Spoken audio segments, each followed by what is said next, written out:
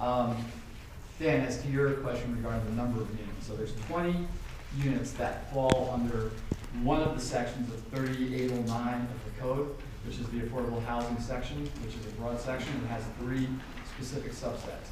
So there's 20 units that fall under there. Those are duplex units, 3 or 4 bedrooms in size, roughly 22 to 2,500 feet.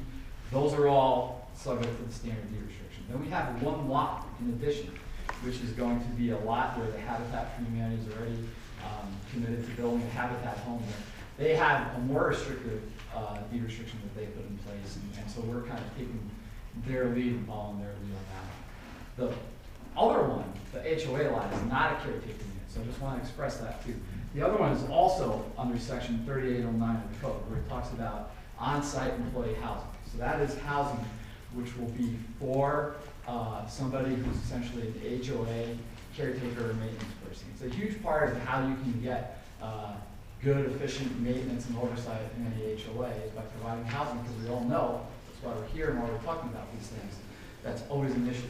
So, and I want to stress that point too, because that really does come into play for some of the larger discussion regarding HOA dues. So in terms of HOA dues and integration, you know, what I'd stress in your question there, so we've had integration for a long time in the county, and the best example at first was in a lot of the resorts. And we have an integrated unit in the middle of the condo units. I'm going back to the 90s now.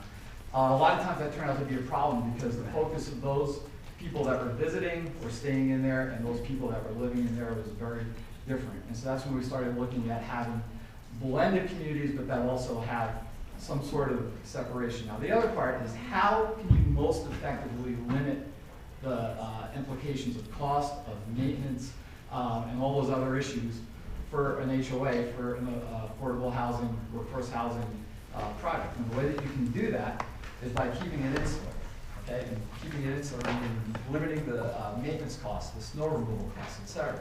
Keeping it in the front does that. I think that's really what some of the recognition was by the Plan Commission. I think this board, when this was one of the 14 sites in the entire Upper Blue Basin that was designated as an appropriate site for affordable housing, when that comprehensive study was done several years ago. So in terms of HOA maintenance costs, that's what we're doing to keep it low. Now we had a pretty lengthy conversation with the town of Breckenridge Town Council on this because they expressed the same concern. When we assured them what's reflected in the PD, what we assure you here today, is one other way to integrate it, and this is one of the big focuses that I know the town council had. And the reason we were talking to them was to work through the water agreement and to get a commitment for water over there.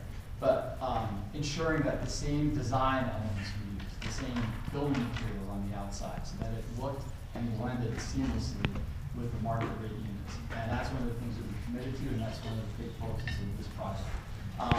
The housing where it is, those units where they are, is closer to transportation, it's closer to transit, it's closer to ingress and egress. It limits the amount of maintenance, it limits the amount of all the other things that usually come to the fore with the HOA. In terms of the structure of the HOA, our plan right now is to have one master HOA and then 2 very distinct insular HOAs. One which will be for the affordable workforce housing units. And that means they get to control their own destiny, they get to manage their own costs, and they get to limit those costs. And they're not subject to things like special assessments, which they would otherwise be subject to. That's a model that's worked, and there's a lot of different developments where you have kind of a sub-HOAs under a master HOA. So that'd be strictly for the folks that live there, not for the developers have a seat at the table as well, for example, or is it?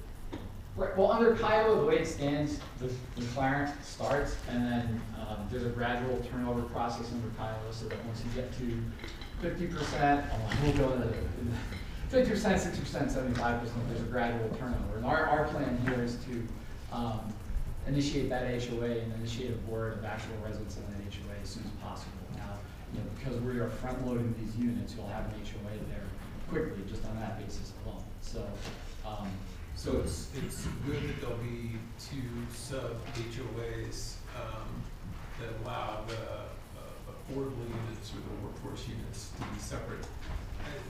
One of the things that I'm wondering about is in terms of whether it's roadway maintenance, or whether it's maintenance of the building that's on tract E, what